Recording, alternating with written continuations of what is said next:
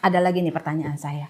Apa sih yang ternyata pada akhirnya dokter sadari terkait apa yang sudah dokter lakukan ketika dokter mengkombinasi antara ilmu holistik dengan ilmu kedokteran? Apa yang saya? Yang akhirnya disadari oleh disadari dokter. Ya. Memang kalau ilmu itu yang nggak bisa apa ya? Kalau kita barat kan bangganya subspesialisasi, gitu kan? Subspesialisasi. Jadi manusia tuh terkotak-kotak. Cara pandangnya cara gitu. Pandang. Atau kalau barat ya? Ya, cara pandang terkotak dan kita memberikan obat akhirnya kita nggak tahu bahwa itu akan merusak organ yang ini secara lebih awal harusnya kita ketahui. Nah kalau cara pandang holistik itu kita memang tidak detail tapi kita lebih bisa menjaga kesehatan organ secara keseluruhan. Saya tuh memandangnya seperti itu sehingga dia mencapai tingkat kesehatan itu menjadi lebih optimal dan dia tidak jatuh ke tingkat kronis kayak seperti itu. Nah, contoh yang ini adalah misalnya tadi pasien diabetes ya. Nah, dia kan kita taunya itu kalau diabetes itu dia harus membatasi ini gitu kan. Nah, padahal secara sel itu pasti dia akan menjadi kelaparan. Nah, kemudian diberikanlah obat-obat kimia seperti itu. Nah, akhirnya jatuhnya lebih sering ke gagal ginjal. Gitu, seperti itu. Nah, yang harus disadari adalah mungkin kita harus mengimbangi yang seperti apa yang harus diberikan gitu kan supaya tidak jatuh ke gagal ginjal dari dari diabetes supaya tidak ke gagal ginjal. Nah, ini saya tertarik nih. Tadi dokter bilang katanya contohnya diabetes ya gitu ya. Sehingga begitu dianalisa, dia diberikan obat ternyata dia jatuhnya ke gagal ginjal. Nah, karena dokter Flora udah belajar holistik nih gitu ya. Kalau dokter melihat pasien yang diabetes seperti itu secara holistik gimana nih, Dok? Nah, itu dia ya susahnya. Jadi gini, memang penyakit itu kalau dia tuh secara ini kita tahu ya penyakit ini akan jatuh akhirnya seperti ini gitu kan ujung-ujungnya. Ada yang cepat tapi ada juga yang lambat tapi ada juga yang sampai sekian puluh tahun memang nggak terjadi dan itu memang ada faktor genetiknya juga seperti itu ya. Jadi kita memang harus menganalisa itu menjadi harus lebih tajam kayak gitu. Apa kebiasaan dia tuh seperti apa kayak gitu kan? Apa faktor-faktor yang memperburuk? Itu ya cara pandang holistik itu kembali lagi menilai pola hidupnya dia, tingkat stresnya dia, makanan yang dia yang dia makan dan apa kira-kira herbal yang cocok dengan kondisi dia setelah kita menganalisa ya konstitusi tubuh dia tuh kita rasakan oh dia mengarah ke sana. Jadi kita bisa memberikan edukasi yang lebih ini. Mungkin seperti itu ya. Ada yang perlu ditambahkan, Mbak? Kan kita sama-sama belajar. Ya, kalau saya sih dari apa ya, saya biasa bagian kesimpulan gitu ya. Saya senangnya bagian kesimpulan gitu. Kalau yang tadi dari Dokter Flora sampaikan itu sih saya bisa melihat kalau Dokter Flora itu tetap lebih ke arah di preventifnya dulu ya dengan melihat diagnosa lidah jangan sampai secara keilmuan Dokter Flora udah tahu nih ini bakalan kalau diabetes perjalanan nyampe ke sini gitu ya. Kadang saya konsul sama Pak Puji dong. Nah, jadi Dokter Flora tuh tadi berusaha kalau melihat yang diabetes seperti itu, Dokter Flora melihat perjalanan penyakitnya ya jatuhnya ya itu, gitu ya, supaya tidak sampai kepada hal yang tidak kita inginkan karena secara medis udah tahu nih kalau dari sini begini gitu, tapi preventifnya lebih dari secara holistik lebih bisa lebih tajam gitu ya. Kalau kesimpulan saya nih, mohon maaf kalau salah tolong dibenerin Dok. Iya gitu. betul ya begitu ya gitu. Karena kan ilmunya beda. Kalau dokter ilmunya udah punya ilmu kedokteran banyak. Kalau saya mah ilmunya cuma ngegali potensi orang aja kalau saya. Jadi sebenarnya kalau kita bilang holistik berarti kita harus menyeimbangkan semua sistem apa yang kita nutrisi. Karena saya baru dapat pasien ini, dia kanker paru masih muda, dia bekerja di suatu pengolahan makanan ikan. Nah ternyata ikan itu disemprot oleh klor. Biclean seperti itu yang diencerkan. Untuk sterilnya ya. Iya, nah itu kan karena sistem kita yang terlalu mendewa-dewakan. Mungkin dia mau dapat untung besar gitu kan. Nah itu kalau yang seperti itu kalau kita berbicara holistik apapun, tapi kalau sistemnya itu masih curang, masih yang seperti itu kita berat juga ya. Jadi dia itu dengan tenangnya ya, dia merusak itu, dia menyediakan yang makanan yang katanya segar, tapi diberikan itu semprotan. Gitu. Jadilah malah juga efeknya bukan cuma ke ikannya doang ke sebelahnya langsung kanker dia. Langsung kena kanker ya gitu. Ya mudah-mudahan ya dengan semakin banyak yang tahu ilmu holistik nih kita semakin bisa merubah mindset orang ya gitu ya. Jadi dengan kerjasama lah kita semuanya pasti nih harapannya nih seluruh Indonesia nih ya kita punyalah duta-duta holistik gitu ya seperti itu. Oke.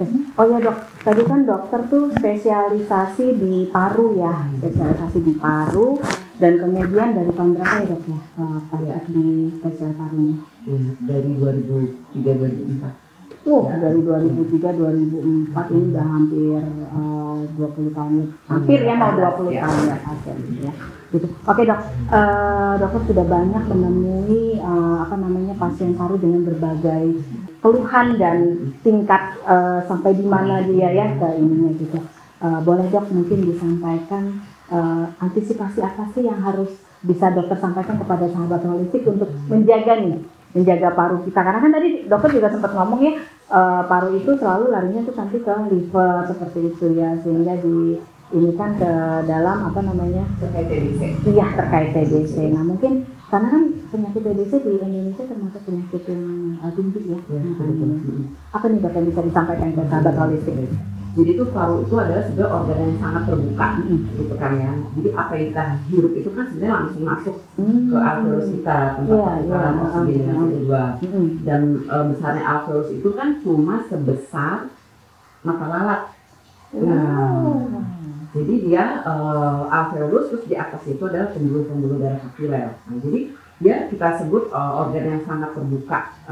Jadi ancamannya tentu saja polusi, ya kan, virus, bakteri, kemudian baik itu rokok aktif maupun pasif itu sangat potensial merusak gerakan-gerakan pembersihan dari paru ya, siliarinya terganggu, kemudian imunitas di parunya terganggu. Nah, jadi sebetulnya kalau itu tidak bisa kita jaga, kuman yang sebenarnya daya tahan tubuh kita bisa mengatasi itu langsung kita kalah. Sebenarnya antara peperangan patogen ya, istilah kalau dari ini kan kalau Western itu patogen ya kita bicara tentang bakteri, virus, jamur ya. Nah kalau daya tahan tubuh kita di bawah dari kemampuan patogen ya, karena kita tidak dipelihara ya pasti akan muncul penyakit. Dan penyakit itu biasanya dia akan terjadi tidak reversible, jadi irreversible, dia akan terjadi remodeling. Jadi perbaikan paru itu tidak bisa sempurna. Nah, jadi ketidaksempurnaan itu akan berlanjut lagi dengan contohnya tadi si pembantu saya dahaknya banyak, itu karena penyembuhannya tidak sempurna dan dia akan mudah terkena infeksi berulang. Seperti itu. Jadi rokok ya, polusi itu termasuk yang paling berperan pada kesehatan paru, karena paru kita itu organ yang sangat terbuka. Berarti contohnya COVID dan SARS itu udah menghantam sekali. Berarti dengan kebiasaan kita memakai masker itu udah bagus banget ya berarti ya. Iya. Sedikit banyak terlindungi nggak sih dok? Iya, tapi menurut saya jangan masker terus karena takutnya dia akan menurunkan oksigenasi dan menurunkan imunitas kita seperti itu. Jadi kalau kita udah nanti nggak ketika olahraga atau apa, itu hanya kalau kita kronik banget dan itu baru mulai kan. Gitu ya, tetap ya balik lagi ya ketiga tadi ya, organ gerak lagi, nutrisinya juga gitu yang harus kita aktifkan. Oke, baik dok gitu. Itu ya, oke. Dok, apa nih harapan Dokter Flora ke depannya terkait apa yang sedang Dokter Flora jalankan dan kemudian terkait tentang keilmuan holistiknya gitu ya. Apa nih harapannya? Harapannya saya setuju sekali ya bahwa tubuh itu kan suatu amanah yang diberikan kepada Allah gitu ya, dari Allah kepada kita. Nah, kita harus syukurnya kita itu bukan hanya kemudian kita cuman alhamdulillah gitu ya. Jadi kalau tadi Pak Puji punya SMK tentang holistik, nah itu sebenarnya harus diberikan dikomunikasikan gitu. Kita sih sebenarnya yang punya kesempatan bahwa kalau ketemu guru atau ketemu apa gitu ya, itu kita harus komunikasikan. Sebenarnya anak-anak ini punya potensi yang luar biasa. Gitu. Jadi potensi yang tidak ini kan adalah sebenarnya coba sekarang kan lebih banyak yang merokok. Tapi kalau mereka diberikan kepercayaan sama-sama tanggung jawab gitu, saya rasa sih itu holistik itu akan cepat diterima dan menjadi sebuah kebutuhan. Jadi kita nggak capek-capek. Jadi itu menjadi sebuah kebutuhan sebenarnya. Jadinya ya. Nah, ya dari segi ekonomi kita akan lebih terbantu, dari segi produktivitas akan lebih terbantu seperti itu. Jadi harapan dokter tuh supaya dimanapun, kapanpun kita ketemu, ya sampaikanlah ya apa yang menjadi satu kesadaran ke anak, ya. Terutama juga ke anaknya kan. Betul ya. Karena lucu juga ya orang tuanya udah berholistik ria, anaknya masih belum berpikir secara kayak gitu juga gitu ya, secara holistik gitu ya. Emang dakwah yang paling berat itu sebenarnya di keluarga sih emang betul gitu kan ya. Itu yang memang saya juga mengalami lah ya hal itu, tapi emang kita perlu kesabaran ya karena memang mungkin dokter juga sudah melihat paradigmanya kayak tadi juga waktu saya ngomong sama Bu Esia ya, Bu Esia juga bilang semuanya nih tadi tuh kenapa kaki saya jadi bengkak nih karena orang tuh udah tahu kalau makan sayuran sama buah tuh bagus, tapi ternyata enggak untuk tipe kayak saya gitu. Nah hal-hal seperti ini nih yang memang ya tugas kita lah ya untuk bisa punya penyakit apa? Saya ada kelainan ginjal satu keluarga saya itu. Jadi memang benar ya kalau saya makan yang garam itu kan kita ginjal kan arahnya memang asin ya. Jadi langsung saya tuh rasanya ada anyang-anyangan. Ya kok benar ya? Padahal itu nggak pernah dibahas di barat. Ya, jadi ini mungkin harus dimoksa. Emang mungkin harus benar dimoksa dulu itu si titik akupunktur ginjal itu supaya lebih kuat. Nah, seperti itu. Ternyata di akupunktur juga kenal moksa juga ya, Dok? Ada, iya. Jadi bukan cuma ditusuk dalam doang ya? Bukan. Tetap harus ada pemanasannya dulu lewat moksa ya gitu. Ternyata itu holistik juga ya holistik ternyata. Juga, ya. Jadi nggak main tusuk aja ya ternyata gitu ya. Oke, Dok. Ini kita sudah mau sampai di akhir ngobrol kita ya gitu dengan berbagai pengalaman unik gitu ya yang dokter sampaikan tadi. Apa nih Dok yang bisa disampaikan ke para sahabat? Paling tidak mungkin ya kami ingin mendengarlah pesan dari seorang dokter yang sudah belajar holistik untuk para sahabat holistik. Apa nih pesannya? Kalau saya sih, saya rasa di TV holistik itu udah banyak ya pakar-pakar yang berbicara ya. Jadi lebih banyak untuk berdiskusi dan siapapun saya rasa diberikan peluang untuk memberikan testimoni atau seperti apa gitu yang sudah dilakukan. Nah seperti jadi itu akan lebih menyemangati bersama seperti itu aja. Oke. Dok, kalau misalnya nanti ada sahabat holistik yang ingin ngobrol sama dokter atau ingin punya keluhan, ingin ini bisa ditemui di mana nih dokter? Boleh di-share informasinya? Iya, saya di Halim. Kalau praktek holistik saya belum buka. Oke, praktek holistik.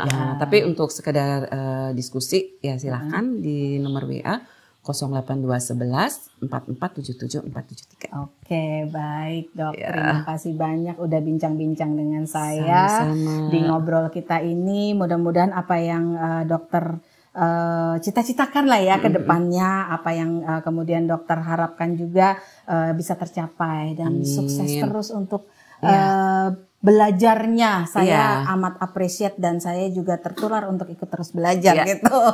Walaupun gitu. Baik, terima kasih sahabat holistik. Demikian bincang-bincang kita dengan Dr. Flora Ekasari.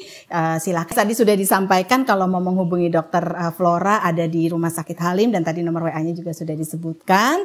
Dan kalau memang info ini bermanfaat, silahkan subscribe dan like. Kalau dikira tidak bermanfaat, nggak apa-apa di dislike aja gitu. Tapi sayang loh ini infonya bagus gitu ya. Baik sahabat holistik, saya ucapkan terima kasih. Saya Coach Aya. Akhir kata saya mengucapkan wabillahi taufiq wal hidayah. Wassalamualaikum warahmatullahi wabarakatuh.